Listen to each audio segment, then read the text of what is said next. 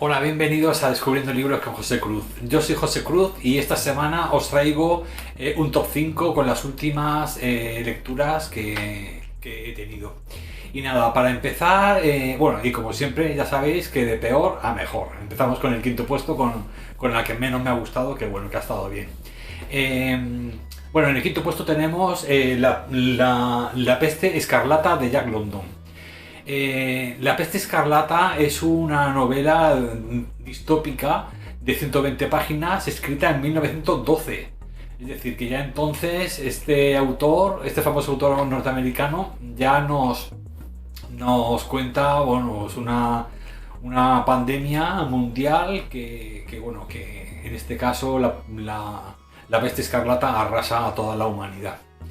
El caso es que esta peste está originada en 2013, según la novela, y la novela empieza 60 años después. 60 años después, en el 73, nuestro protagonista, anciano único superviviente de la antigüedad, de esta catástrofe, va con sus nietos.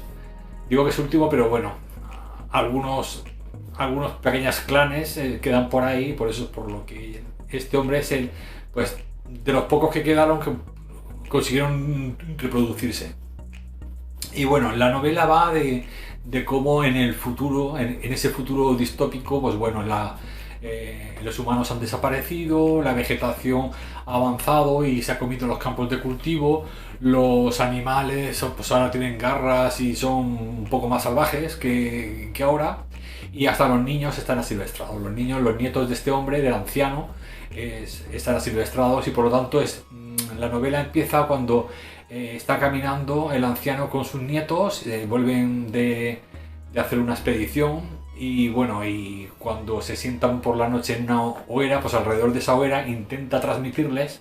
Este hombre había sido maestro en su época de joven, profesor universitario. Y entonces pues les tiene que transmitir oralmente, ya que está todo arrasado, pues cómo era la vida hace 60 años. Y los nietos, pues medio salvajaicos, pues unos se lo creen, otros creen que el abuelo chochea, y en fin, está muy bien, la verdad. Y luego Jack London hace esta forma de contar retrospectiva sobre el pasado, de cómo era antes la humanidad, está muy bien, porque está salpicado de verdaderas joyitas que va soltando ese profesor universitario, de cómo eran las cosas entonces y cómo los niños se sorprenden de cómo habíamos llegado a vivir de esa forma, ¿no? Así que bueno, es una novela muy corta, 120 páginas, ya os digo, y la verdad es que me sorprendió por eso, porque ya en 1912, que este hombre ya estuviera hablando de plagas que arrasan la humanidad y cómo sería un futuro distópico, etcétera, pues la verdad es que me parece muy chulo. La verdad es que más que centrarse en el futuro distópico, se utiliza un poco como excusa esa situación para que el anciano nos hable del presente, ¿no? Que entonces era el presente, era en 1912 bueno, en este caso en el 2013, en el 2013, cuando ocurre la plaga. Entonces nos hace un retrato de cómo era la humanidad en el 2013, que en algunas cosas acierta y otras cosas no. Pero bueno, está muy gracioso, muy curioso de cómo, pues bueno, la mente de Jack London en el 1912, como hacía Julio Verne, pues ya adelanta un poco, o sea, su óptica de ciencia ficción de cómo podría haber sido el futuro. Y luego, pues bueno, también como en el siguiente futuro nos habla del pasado, es decir, que está bastante bien, la verdad. Qué óptica o qué imaginación tenía ya la gente de esa época con respecto a lo que podía ser el futuro, ¿no? Así que pues bueno, me ha parecido una novela muy bonita, muy bien escrita, por supuesto, por Jack London, que él, pues bueno, era un autor que más bien solía hacer novelas, solía escribir más de aventuras. Él había vivido en Alaska y había intentado, pues bueno, había estado mucho tiempo allí intentando conectar con la naturaleza, ver la vida salvaje en todo su esplendor, y bueno, y luego a trabajar allí. Estuvo trabajando mucho tiempo, entonces trabajos muy duros, y entonces todo eso hace que sus novelas sean de aventuras, casi todas en la nieve, en la montaña, en alta montaña, entre los bosques, en fin, era todo aventuras, pero todo mediante experiencias, ¿no? que había tenido el autor en su vida propia. Así que pues bueno, por eso me extrañó mucho cuando vi esta novela y dije, ciencia ficción, futuro distópico, Jack London. Entonces pues dije, pues sí, lo tenía siempre más ubicado en el tema de las aventuras, ¿no?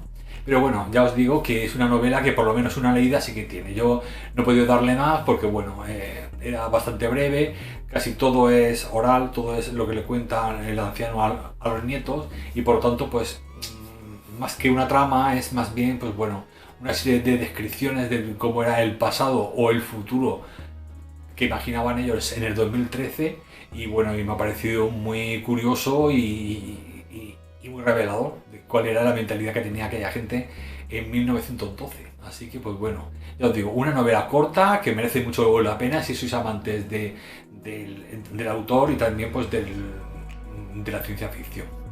Así que pues nada, lo dejamos en un quinto puesto con 3 estrellas. Bueno, en cuarto puesto y con 4 estrellas os traigo un ensayo de Daniel Bernabé. Ya estábamos al final de algo. Este ensayo, publicado en 2021, consta de 160 páginas en esta edición de Bruguera. Bueno, pues en este ensayo, que ya os digo es muy reciente, del 21, nos habla sobre la crisis que ha provocado el COVID, y para él no es precisamente la crisis sanitaria de una pandemia la que ha provocado la crisis que ya tenía nuestra economía y nuestro sistema.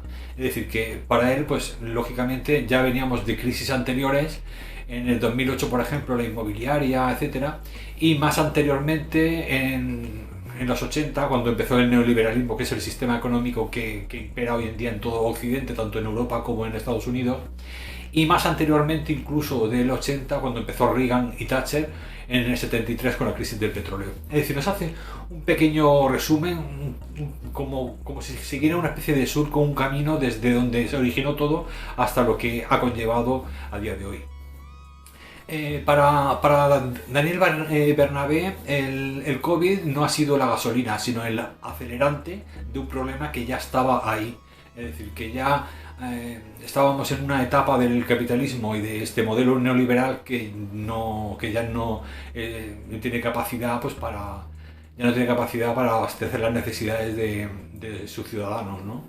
Y es por eso por lo que ahora pues el enemigo número uno pues es China, porque se han ido todos los capitales y todo se ha ido para allá. Entonces aquí pues es cuando se nota que se ha invertido muy poco en lo público, por ejemplo. Es cuando se nota cuando se van las empresas y se queda todo el mundo aquí que no tiene alternativas pues para poder seguir adelante. Y lógicamente los capitales neoliberales van allá donde les interesa, no son nacionalistas, es decir, les da igual los países.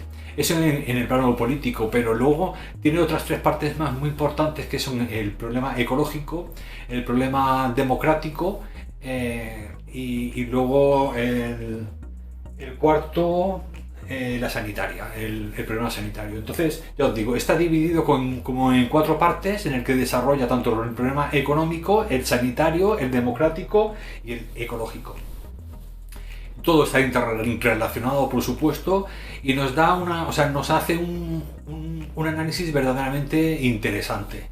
Y para él, pues bueno, lejos de ver esto como el fin de algo, es decir, porque así es como se titula, ya estábamos al final de algo antes de que llegara el COVID.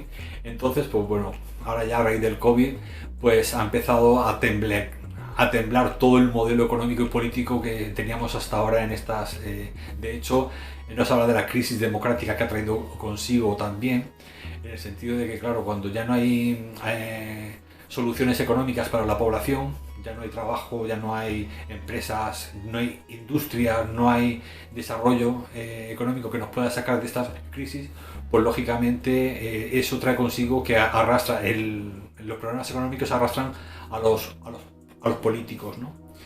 Y entonces, pues bueno, nos habla, ya os digo, nos hace un análisis verdaderamente interesante de toda la actualidad que, bueno, que que aunque no descubran nada nuevo, porque la verdad es que es lo que muchas veces pues llevamos ya, pues creo que ya llevamos desde el 2008 prácticamente para acá, que se ha estado hablando muchísimo de política en este sentido, etcétera.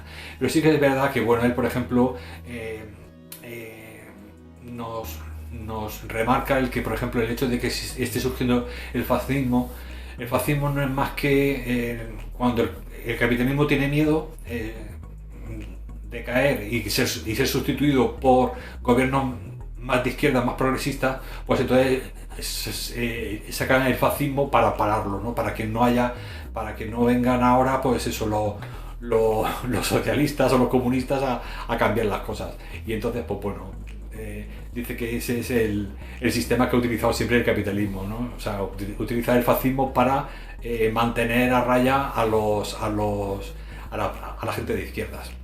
Así que pues bueno, ya os digo que no me voy a meter en esos pantanos porque ya os digo, aquí habrá gente de todas las ideologías, pero sí que es verdad que ya os digo que este libro me parece muy interesante y sobre todo eso, tiene esa parte económica, esa parte del cuestionamiento de por qué se cuestiona la democracia, cuando realmente la democracia es la que, pues no sé, después de la Segunda Guerra Mundial ha traído muchas mejoras y ha hecho pues que la gente pues lime un poco sus diferencias ideológicas, ¿no? Y cómo ahora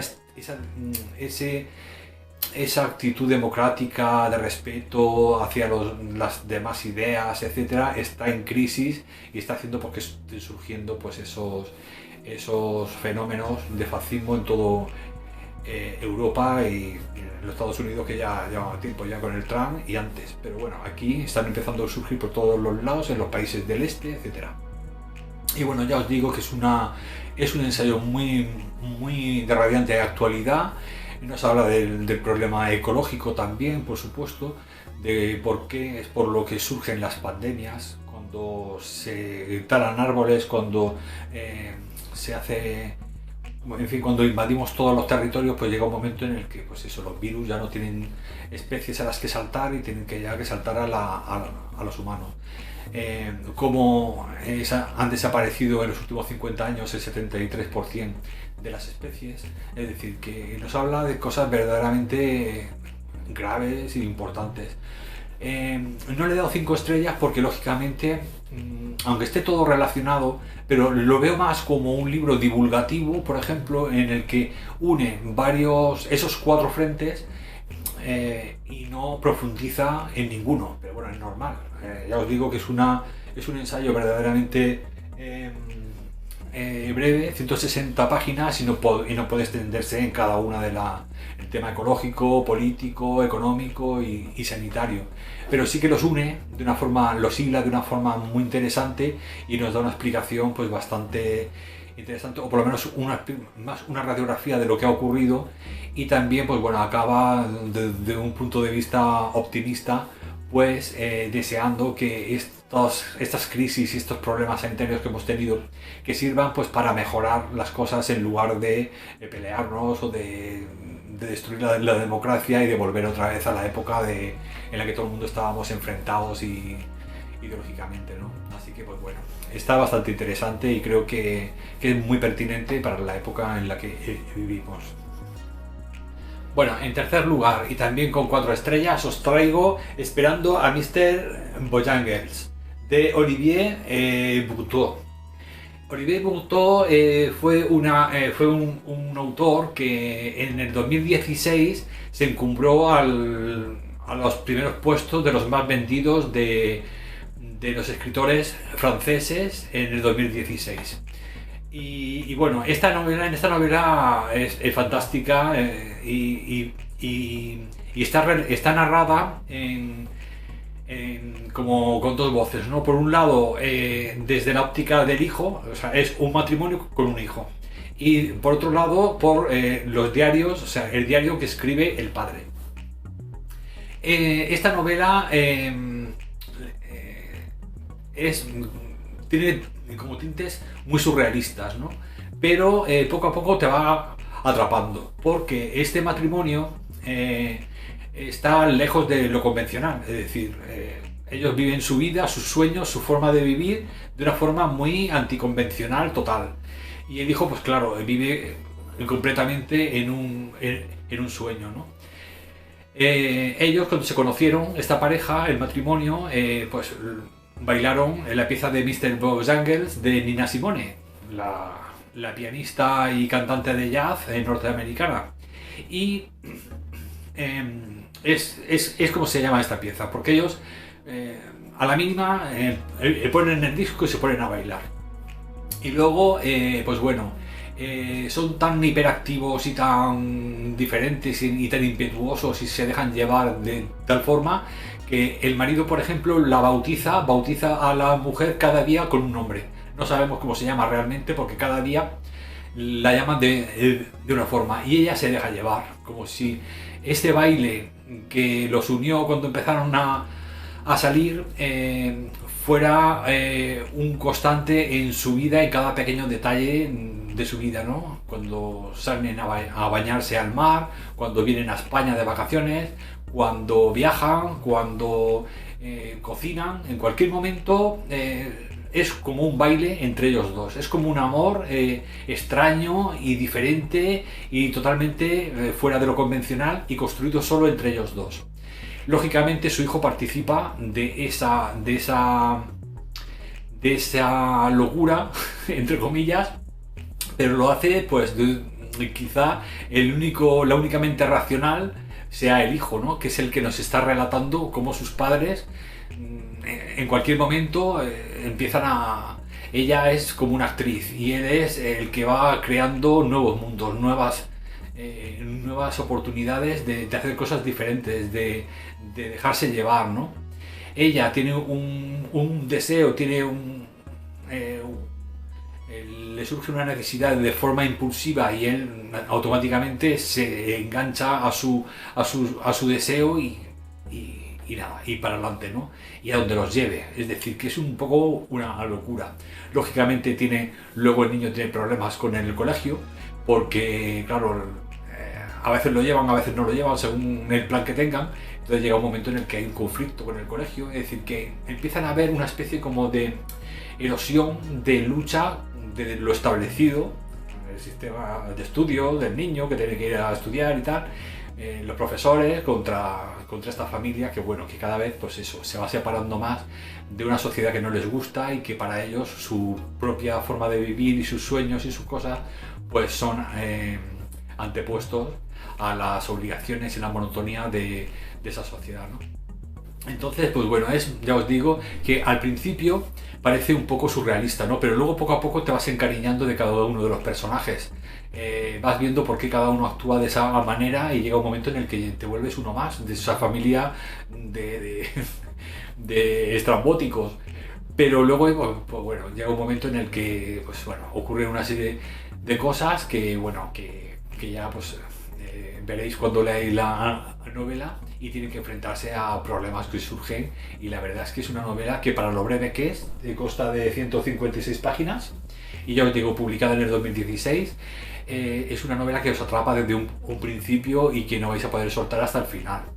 Está muy bonita, o sea, es muy bonita en muchos sentidos y os hace pensar y a veces cuestionar, pues bueno, cómo poco a poco todos vamos perdiendo un poco de ese ímpetu, de esa espontaneidad, de esa frescura que tenemos cuando somos niños. En este caso no, porque en este caso lo arrastra la pareja ya en su madurez, incluso entre ellos se retroalimentan y lo hacen cada vez, hacen que ese fuego de su pareja y de su vida sea cada vez más intenso y más colorido y más hermoso.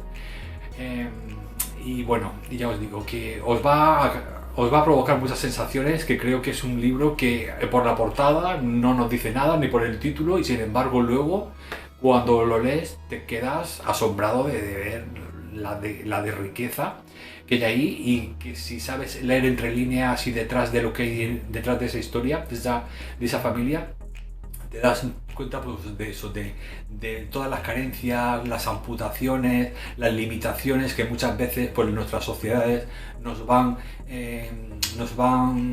llevando por un sitio y nos van quitando esa naturalidad, esa espontaneidad, esas ganas de vivir y de hacer cosas diferentes, de esa frescura pues, que tenemos cuando somos niños, ¿no?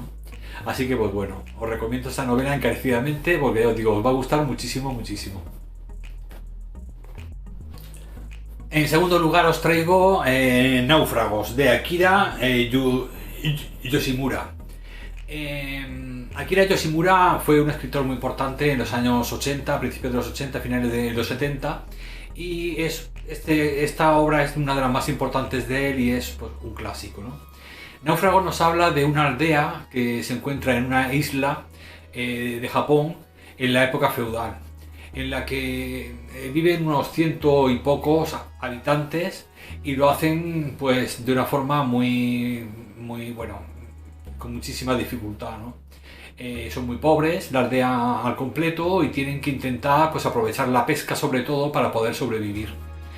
De hecho, hay veces en los que cuando la pesca es mala o la temporada de recolección y de producción de sal es mala, que son los productos que utilizan para ir a la aldea de al lado, que está detrás de una montaña muy lejos de allí, pues para intercambiarlo o por arroz o por cereales. Cuando es mala, digo, esa cosecha de pescado o lo que sea y la familia no tiene suficiente para poder pasar el invierno, pues tienen que alquilar a alguno de sus componentes. En este caso, la familia protagonista es el padre el que se tiene que vender al pueblo de al lado durante un periodo de tiempo, creo que son 3 años. Entonces, durante esos 3 años trabajará de esclavo. Será un esclavo durante 3 años, pero con el dinero que le dan por ese periodo de esclavitud podrá dárselo a su familia y así poder aguantar por lo menos pues, un año más o 2 años, ¿no? Entonces, pues bueno, es una historia, ya os digo, muy interesante. Y luego, pues bueno, se llaman naufragios porque ellos en la orilla de esa aldea hay coral, una barrera coralina que no se ve a simple vista y que en ocasiones pues encallan los barcos. Entonces cuando lo hacen, ellos le llaman, tienen un nombre, Ohune-sama o algo así, y entonces cuando hay un naufragio, entonces la aldea se pone muy contenta, porque claro, todo lo que pueden sacar de ese naufragio les va a permitir vivir un poco con holgura durante 2 o 3 años, ¿no? Pero eso no ocurre todos los años, claro, a lo mejor hay un naufragio cada cierto tiempo, cada 2 años, cada 3 años, cada 5 años. Entonces, pues bueno, es una historia que ya os digo, que al principio pues os parecerá, pues eso, en la época feudal, Japón, muy costumbrista, pues eso, cómo recolectaban, o sea, te lo explica todo, el tema de cómo vivían, cómo podían sobrevivir, cómo los aperos de la pesca, qué tipo de pescado había en según qué estación del año.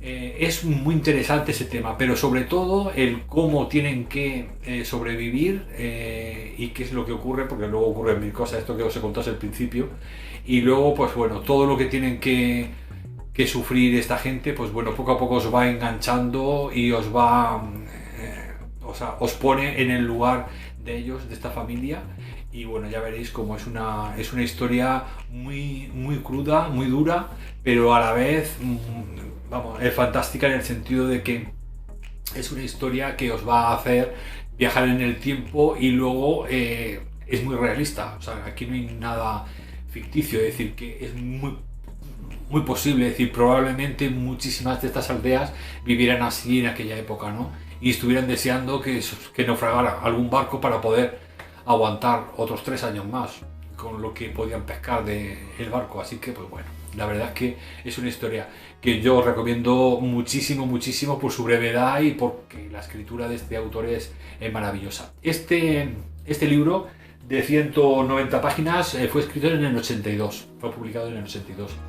Así que bueno, tiene unos añitos, pero ya os digo que es atemporal, es decir, os va a meter en la historia de Japón, una época, y además no te habla de reyes, ni de grandes héroes, ni de... no, los héroes son la gente campesina, en este caso pescadores, pues eso, y el día a día, la vida cotidiana, que cada día es para ellos es una lucha por sobrevivir, ¿no? Si ese día tienen mala pesca, pues a lo mejor no pueden comer, es decir, que es Ya os digo, una novela muy realista, muy cruda, histórica, muy bella, escrita con la típica pluma asiática de los japoneses y bueno, y la verdad es que os la recomiendo muchísimo, muchísimo. Y en primer lugar os traigo De ratones y hombres de John Steinbeck. Bueno, qué decir de esta novela, yo imagino que ya habrá muchos de vosotros que la habréis leído. Y bueno, John Steinbeck sabéis que fue también el autor de Las uvas de la ira y de Al este del Edén. Y bueno, esta es, yo creo que es quizá junto a La Perla, pues también de las novelas más cortitas, de las más famosas de él. Esta fue escrita en el 37, 1937, y consta de 110 páginas. John Steinbeck recibió luego en 1940 el premio Pulitzer y en el 62 el premio Nobel de Literatura. Que bueno, curiosamente él dijo que no se lo merecía, pero bueno, se lo dieron, así que bueno. Y bueno, para mí esta obra, ya había leído La Perla hace un tiempo y me encantó, a pesar de que era muy dura. Y bueno, aquí en esta novela me ha encantado ver cómo el autor, no sé si sabréis que John Steinbeck en los años 20 fue un vagabundo. Y entonces, claro, vivió de primera mano pues toda la insolidaridad que se tiene en los Estados Unidos hacia los desheredados. Y en este caso pues utiliza a dos personajes, George y Lenny, que son los dos personajes que son amigos íntimos y bueno, y van a pasar pues mil aventuras, ¿no? Ellos tienen un sueño que es comprarse una granja y poder pues, establecerse, pero bueno, pronto pues, se darán cuenta de que por mucho que se esfuercen en la América de esa época, en unos Estados Unidos que prometía, en fin, llena de promesas, pues ahí las promesas pues va a ser que no. Entonces, pues bueno, lo intentan y bueno, y tienen que pasar por mil historias y trabajar de peones para otros ranchos, etcétera. Esta historia está ambientada en California en los años 30, en la época de la depresión. O sea, fue la gran depresión fue en el 29, pues bueno, toda la década de los 30, todo lo que ocurrió.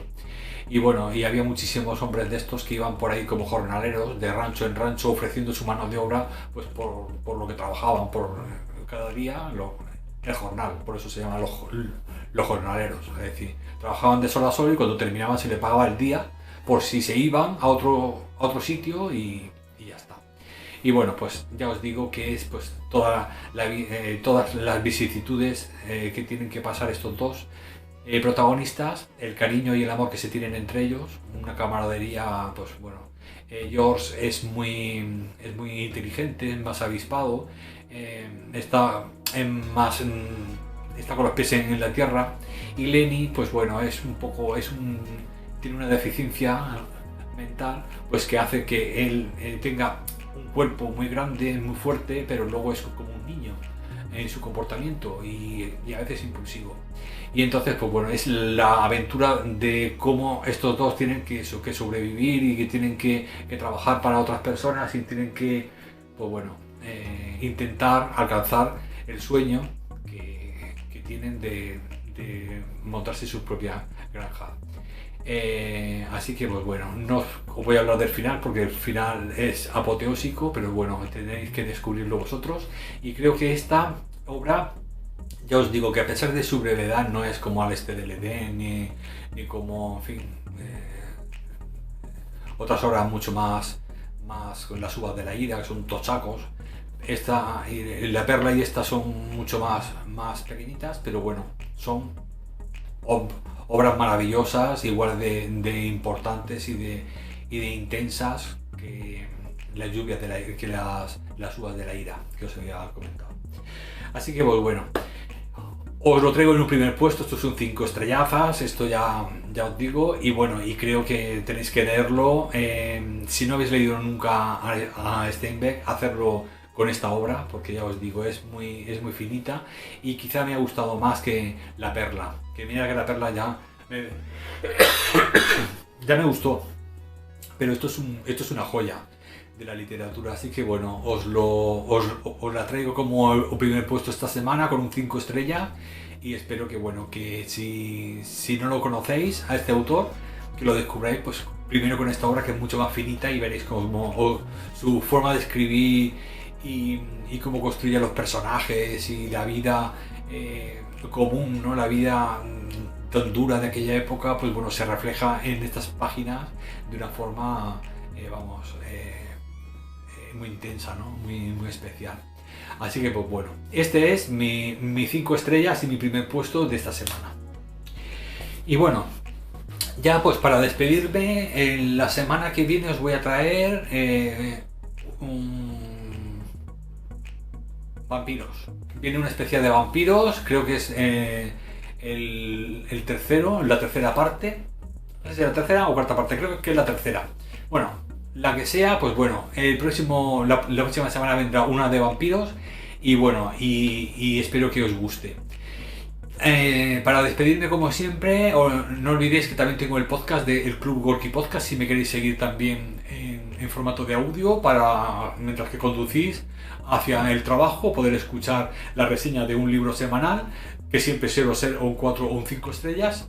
Y bueno, si queréis descubrir mis libros, este de aquí abajo que veis es La muerte del señor Durán, que es mi segundo libro, y el tercero y último que he sacado, que es El secreto de Edín, de vampiros, pues bueno, también lo tenéis disponible en Amazon. Así que pues bueno, espero que os haya gustado estos 5 de esta semana. Han sido, pues como siempre suelen ser, variaditos. Un asiático, un clásico, otro clásico, pero bueno, un clásico de 1912 y el otro del 37. Y bueno, esperando a Mr. Rogangles, que es un escritor francés de novela narrativa actual. En fin, hay un poquito de todo, como siempre. Y bueno, espero que os haya gustado estas lecturas y que alguna de ellas, pues bueno, os interese y queráis ya, pues eso, empezar a leerlas de cara ya al fresquito, que ya empezará ahora mismo el otoño y bueno, si no ha empezado ya, porque subiré, imagino que esté ya casi cerca del otoño. Así que bueno, ya tenéis aquí lecturas recomendadas para hacerlo junto a un café calentito o una mantita o lo que os apetezca.